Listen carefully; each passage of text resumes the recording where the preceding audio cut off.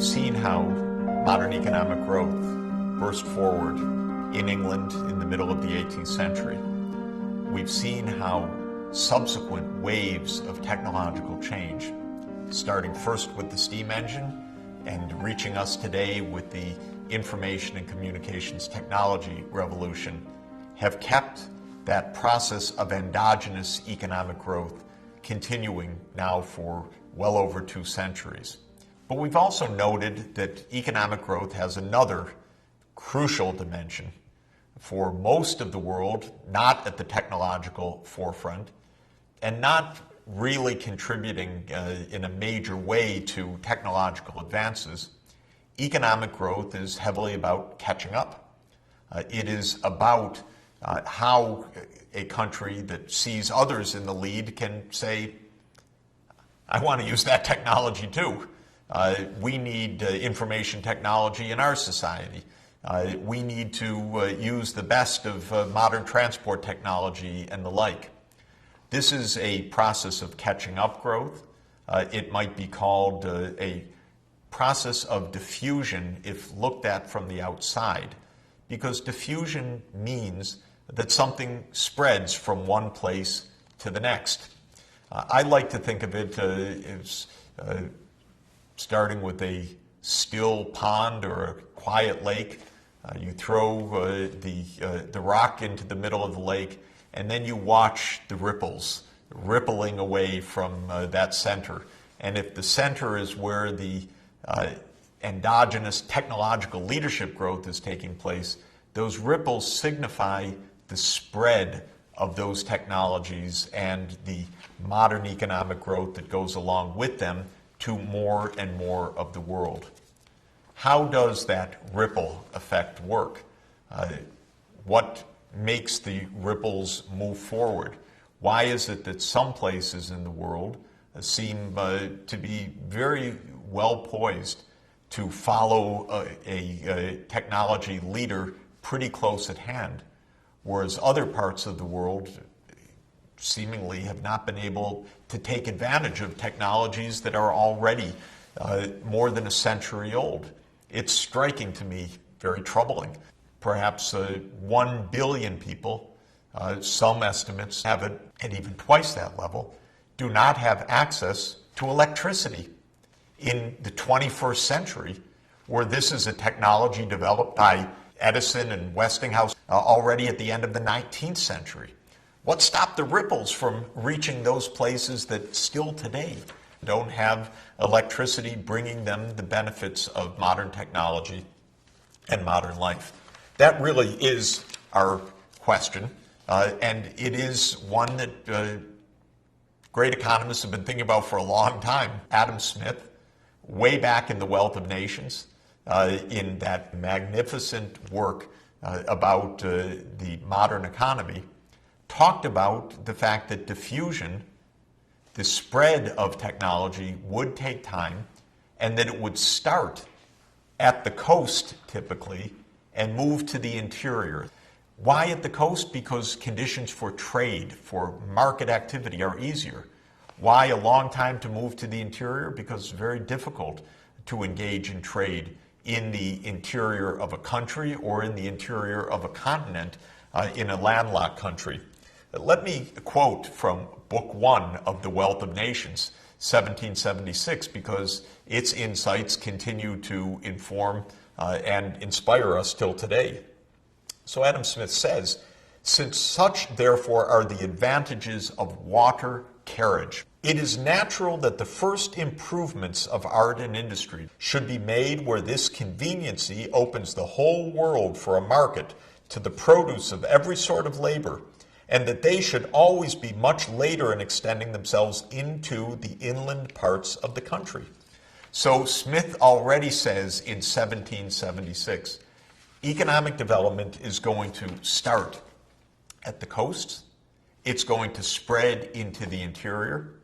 We know today, more than 200 years later, that landlocked countries of the world, countries like Bolivia in South America, Chad and Niger in Africa, Nepal in Asia, are necessarily facing disadvantages in trade, transport, and technological advance by virtue of them being far from the ports and facing very, very high costs of trade. Well, we can go beyond that insight to a general set of insights of factors that are conducive to the move of those ripples from the center of the Industrial Revolution out to the rest of the world. I would start again with proximity to markets. The coast is one part because if you have a port, you are in a way proximate or close to, in economic terms, other ports around the world. Clearly, if you are close to a rich country, that also means that there's a big market for you. Mexico has a big market to sell to in its next door neighbor, the United States. And in the 19th century, countries that were close to Great Britain had an advantage for their own economic development of a booming economy that would provide a market for their own goods. So proximity to markets, that's one condition. Good agriculture, definitely an important fact because, after all, most of the modern economy grows in cities, in industry and in services. So you say, why do I emphasize agriculture? Because if agriculture is miserable, you may not have cities to speak of because there may be no food surplus. Countries with very weak agriculture are often exactly those places where most of the population is in farming, eking out a living, because they can't produce enough surplus even for themselves and their families, much less to feed big urban areas. As agriculture improves, a diminishing share of the population can feed the rest of the country and therefore support larger cities, which can then be hubs for technological advance and catching up. So good agriculture is important for vibrant cities, and therefore places with good agricultural potential have tended to have those ripples arrive there faster than places in very dry conditions or poor soils or other impediments to agriculture. Third obvious point is places that have their own energy resources, be it coal, oil and gas, other resources, hydroelectric power and so forth, have an advantage. It's always possible to export goods and import your primary energy needs, but how are you going to export if you don't have energy to produce those export goods? So there's often a problem of even getting started in economic development. Regions that have their home-based primary energy resources, whether it's the fossil fuels of coal, oil, and gas, or whether it is resources like wind energy or geothermal energy or solar energy, this is very important as a base for domestic production. It makes it possible for those ripples not just to hit a hard wall, but to actually continue and generate economic change. And so the domestic energy base is extremely important. A physical environment conducive to human health, also important. A disease-ridden environment filled with malaria, filled with worm infections, terrible conditions that afflict many places in the tropics till today, can be real barriers, real impediments to the diffusion of economic growth. And finally is politics. If the politics are miserable, if dictators or simply chaos and violence grip a society, this makes it very hard to achieve economic growth. Even if the ripples are coming one's way, there's going to be no ability to harness those advantages in a political environment that is devastating. Well, we can now look very practically at how to apply those insights in understanding the actual ripples that have spread over the world economy since the Industrial Revolution.